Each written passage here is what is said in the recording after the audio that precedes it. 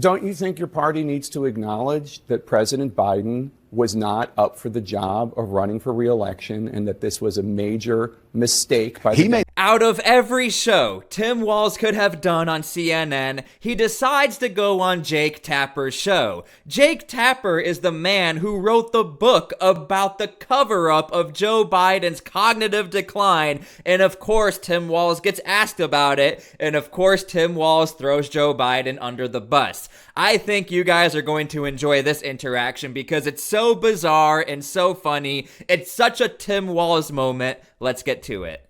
That is horrific, but we don't do a good job of telling that. Don't you think your party needs to acknowledge that President Biden was not up for the job of running for re-election and that this was a major mistake by the He made that decision. I know, but you all went along with the idea that he decision. was up for it, and he wasn't. And everybody saw it, and the country rejected it. Yeah, well, look, history will tell us to go back on that. That very well could be the case, Jake. What I'm concerned about is learning from those lessons. I would hope we would never do it again.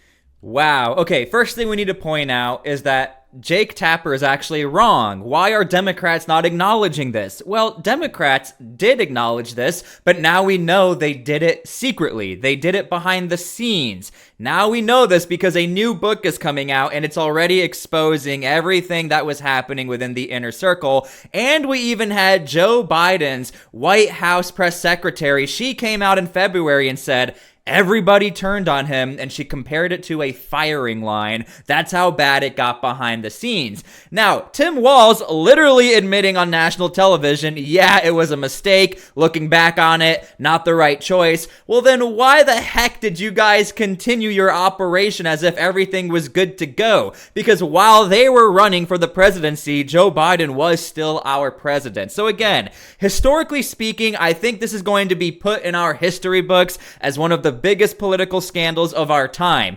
Despite the fact of, hey, Joe Biden was not up to run for the presidency, what about his final days as the president? That's the other issue right now a lot of Republicans have, and the fact that Tim Walz is saying all of this is quite shocking. This is the first time I'm seeing this. I'm giving you guys a genuine reaction. I'm actually shocked.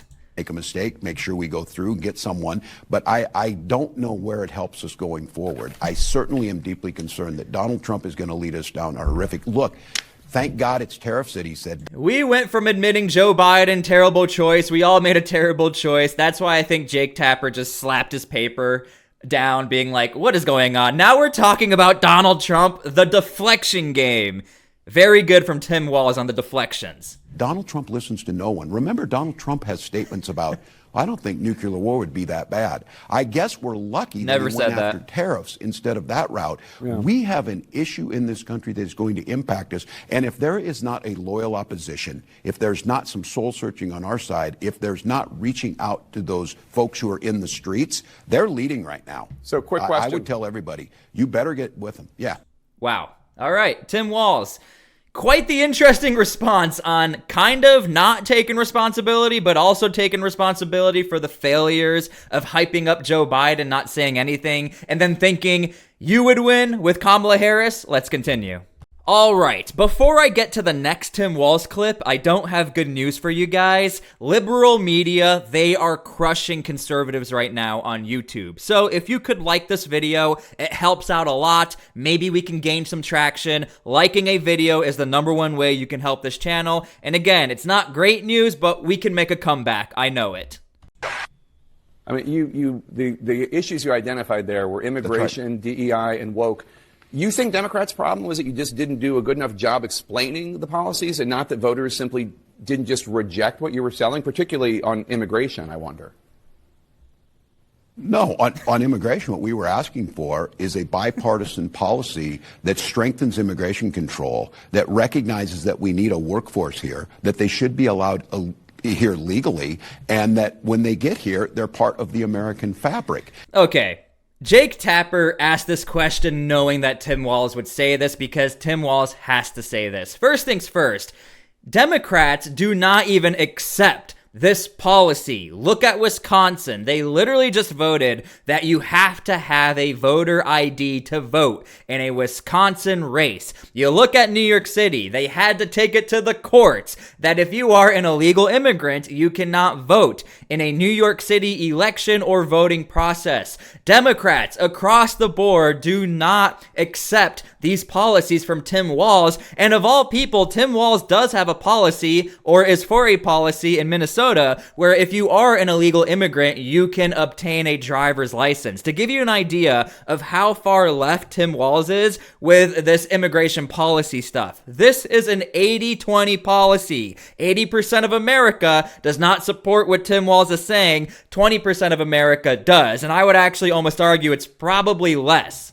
And that is the bipartisan bill we had. Donald Trump snatching up college grad students and sending them back, or sending folks to El Salvador illegally. That's not the policy. But for us to them to say, we don't care that violent criminals come in, we most certainly do. What we were asking for is the resources to make sure they don't get here.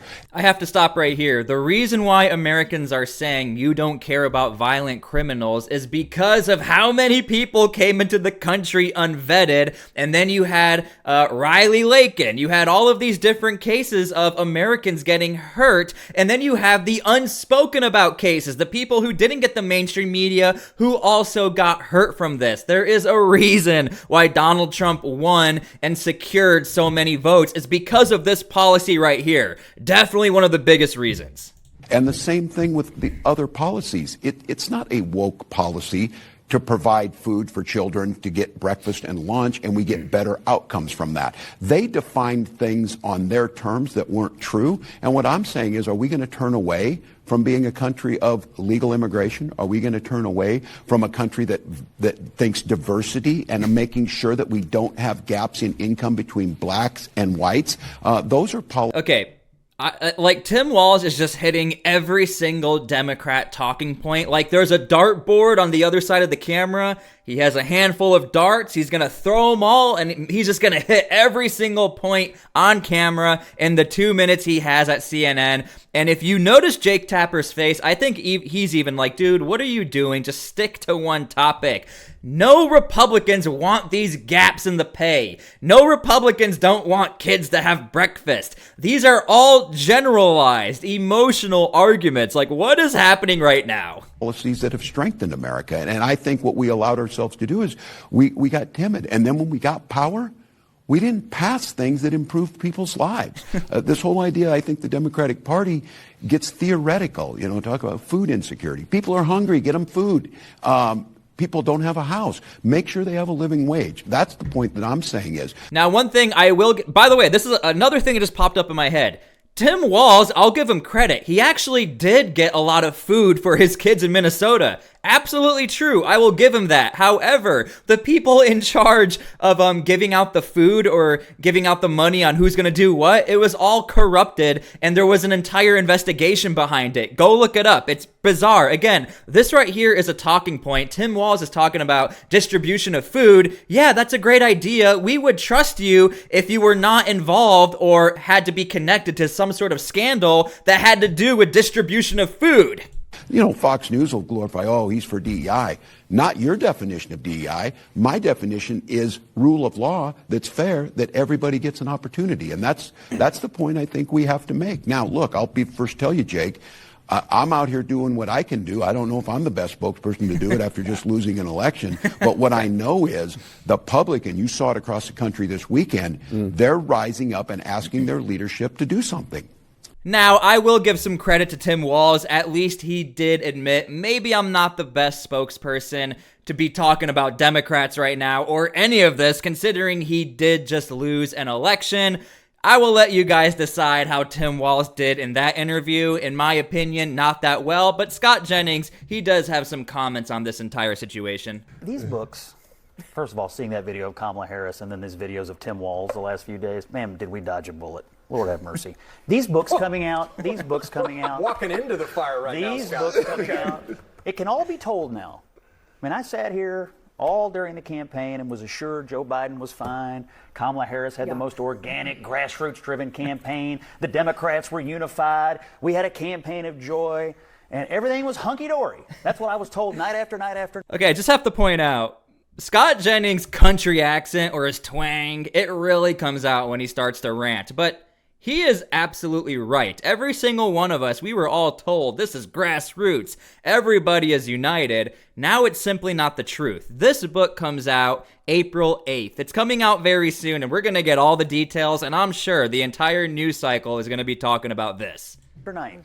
And now all the books are coming out, and it's amazing because a lot of the people who were telling those lies are now going to get paid to write those books. I think a lot of people, it's crazy. Yeah, I think a lot of people feel that betrayal, being lied to their face about Biden's health, about the strength of the party. Our own government, a lot of our people own feel government that. from the White House podium lied to us about his condition and covered it up. And even Ron Klain, the former chief of staff, is now saying things that are crazy when you read them. that lying is wrong, right, Right. I'm gonna hold you to that. I agree. I'm gonna hold you to that. I agree that we lived through the biggest scandal in modern American politics. John Avlon, yes. All right. And I think so too, and I really think, and I keep saying this is going to be one of the biggest historic moments of our time as far as policies, because more and more people are going to come out. We all saw it publicly, so imagine what was going on behind the scenes. It's quite incredible. We got duped this whole time, but Scott Jennings, I think, is so excited for this book to come out because we know he's going to be hammering the talking point against Democrats. This is not a good time for Democrats right now, considering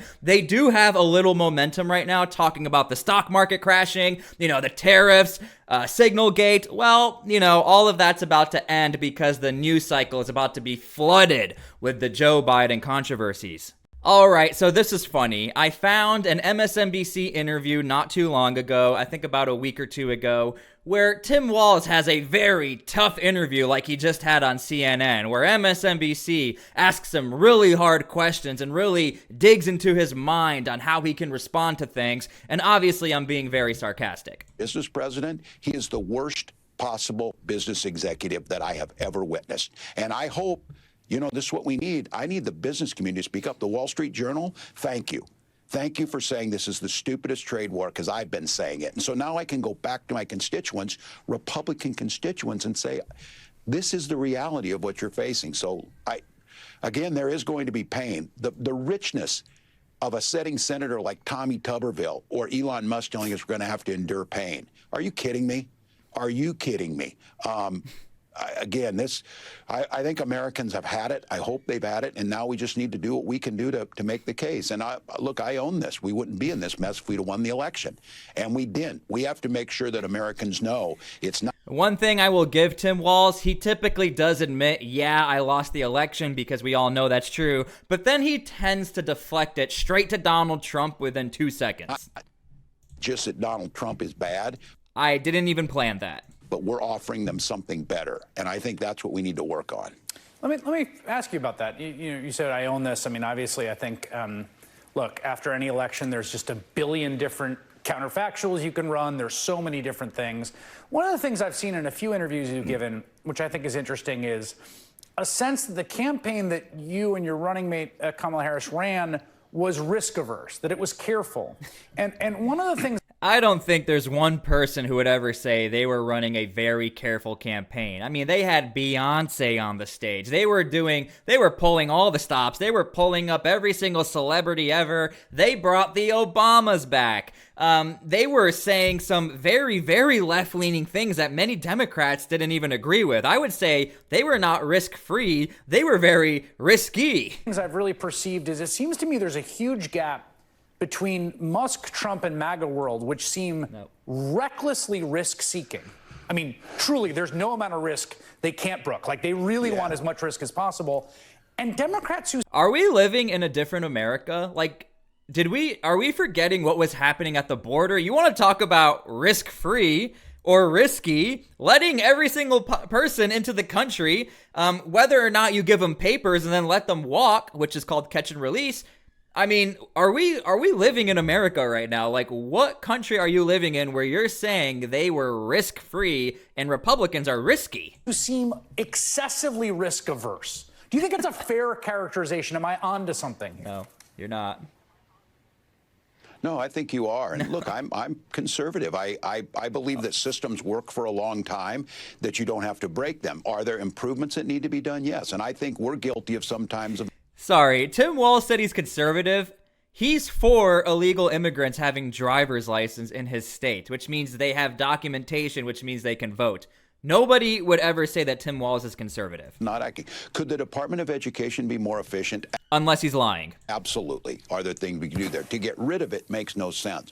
And so my point on this, and again, I'm probably the last person to give advice because we didn't get it done, but I just felt like Donald Trump floods the zone with this. And I think, Chris, if you'd go ask the average American, what does the Department of Education do?